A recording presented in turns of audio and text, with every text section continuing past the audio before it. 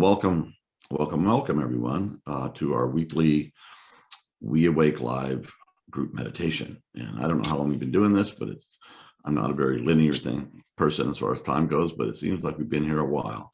And we do get feedback from you that you really enjoy it. It's a real blessing in your life. And you like hearing the new tracks maybe that you haven't heard before. So that's all good.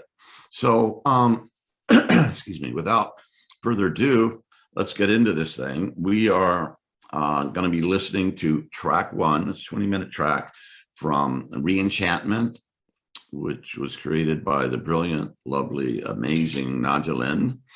And it is it's one that I've been listening to a lot lately. I really like these tracks. And, you know, I kind of go cyclically through them, but these are the ones I've been listening to a lot. And they've really been touching me and moving me into states that are, say, holy. Okay, I'll settle with holy. So this is an alpha. So it is a very, anyway, it's a good state to meditate in. It really gets your mind focused. And in the beginning of the brain entrainment revolution, people thought this was the optimal state for meditation. And now we found that there's other optimal states too, but it is a good one. So focus. You can focus on your heart, focus on your breath, and just open your heart up to whatever spirit wants to say. And if it's silence, it's silence. If it's something else, it's something else. And just pay attention to it and bless it as it comes through. So I guess, Vanessa, we can get rolling here.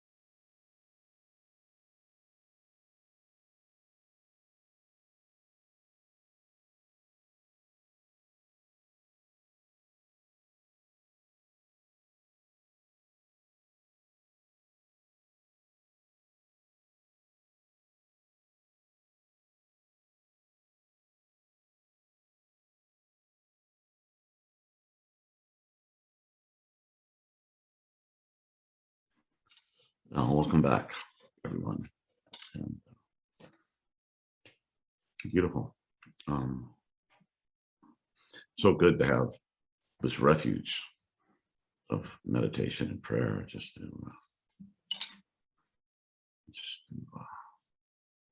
reconnect, or whatever that is. But it came to me that when I first discovered brain entrainment technology, or binaural beats, back, it must have been, I don't know, WeAwake's been going for working on 11 years, and it was several years before that I was promoting this technology. I wasn't making any money or anything. I said, people, you got to use this. But when I first started using it, I had this big, huge spiritual opening, and the whole non-duality thing just was right there. However, there was also the fact that there was this little divine spark that was John, and it existed in the endless sea of light and love that George Fox, I forgot him last week, founder of the Quakers, described God, an endless ocean of light and love. But in the understanding, it was very important that little spark of me, individual, is very important. And that if you just try to ignore that and just go to the one experience, well, that's dual for one thing, and you're missing a piece of it, a big piece of it. So there's that lack of balance, and we had kind of the Western psychology, which was more individually focused, and you had the Eastern mysticism, which was just becoming one with the all. But both of those things need to come together, and that was really reinforced to me. I was like, okay, so getting into therapy is important, journaling is important, working on yourself is important, because, well, I'll tell you more, because as you may or may not know, Heidi and Vanessa and myself and Dr. Roger Walsh has started a new podcast called Deep Transformation, and we've been working on it for 3 years, but we finally released it. Thank you, God. And we think it's really good. And one of the people that we interviewed in this process is a man named Christopher Bache, whose book I'd read, his first book, some 10 years ago, maybe more. It was very, very impactful. And he just wrote a book called LSD and the Mind of the Universe. And what Chris did, he's a professor of religious philosophy, and a tenured professor. And I guess the last 20 years of his tenured thing, he did 73 LSD sessions, high dose, very heroic high doses of LSD. And he didn't tell anybody about it. He was a professor, and the stories of how he dealt with that. But he's an amazing man, and he's very humble. He's extremely humble and very intelligent. And I mean, anybody else might not have been able to hold what he was given in these experiences. So he came back, and it took him 10 years to write this book. So it opens up reality in a way that I have sensed into in my own explorations and my own search, but not at that detail and not at that level of granularity, if you will. But one of the things that Chris said that really stuck with me in our interview, he said that individuality is not the enemy. Individuality is not the enemy. In fact, the universe seems to specialize in individuality. And our individual self, this according to Chris and his experience, what was revealed to him, is born over and dies and born, dies and born. It's the phoenix, okay? It's Christ crucified, dead, buried, and arises. And that keeps happening. And in this process, each time, individuality is still there, but it's more refined, it's more purified. He said, but the problem is not the individuality, it's separation. Okay, so when the individual self, the soul, the I, the ich, the ego, whatever you want to call it, becomes this porous, beautiful container of the special gift of each human being, each individual, but it is completely open to the divine and spirit, that's when things really get rocking. And he says this, as far as you can see, this just keeps happening. And he says after a while of this experience, the whole idea of death becomes, well, as it's often understood in our existential angst, it becomes almost laughable. So yeah, so we need both. And in our practice, we need to work on ourselves because we got a lot of stuff. Anybody got a lot of stuff? Raise your hand. That's it. Okay. Oh, okay. Except for the WeAwake team, these guys. Yeah, and we also need to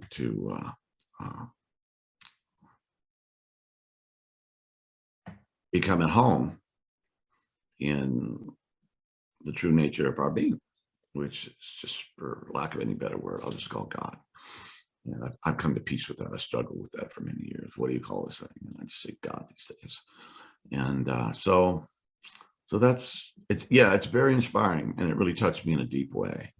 And this podcast, it was a result of vision questioning on my part and a lot of effort. And God, what do you want me to do in the world? And finally, because something's difficult to make happen doesn't mean it's not supposed to be done. Sometimes I think that's just God or the universe testing us to see if we're serious in our intention. Okay, but it has become a tool of transformation for me. I'm really getting worked by these holy sacred conversations we're having with people. And many of the guests are saying that there's something going on in this podcast with Roger Walsh. Man, I completely respect and have learned to adore. Okay. He modeled so much for me. And that we create this safe space where these people, these teachers and luminaries that are on there are able to open up in a way that's very, very present and very real. And it is working me. I'm changing. And because of my relationship and connection with these other individuals, I think my path is getting better, more well-defined. My sense of God is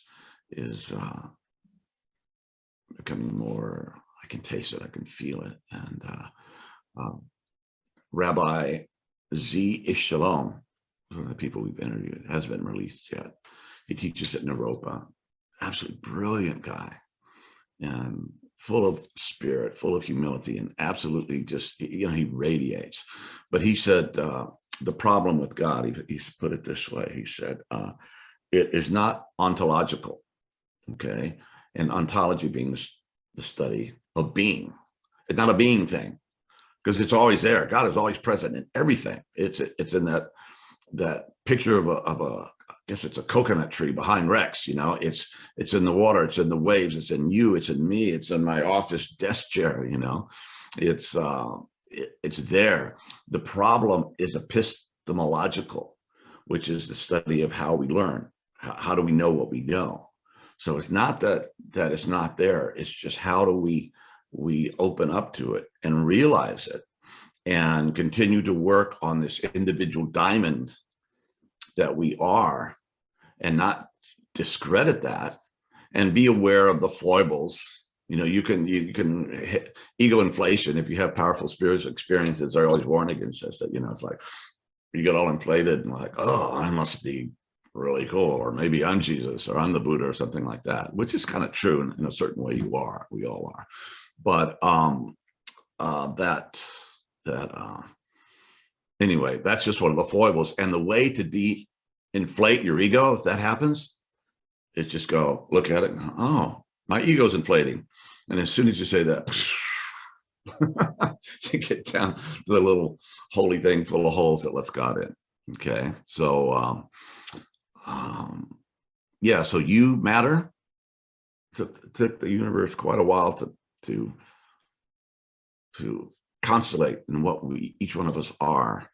And each of us contains a whole universe, a whole perspective on reality. And it seems, and I've had some indications along this line, and definitely what was revealed to Chris, and I invite you to, Chris Beisch, invite you to go to the podcast and listen to his reports. Better hearing it firsthand from him, is that what we are is It's been around for a long time and keeps coming back and evolving and purifying and doing this mysterious thing in the vastness of the mystery of God.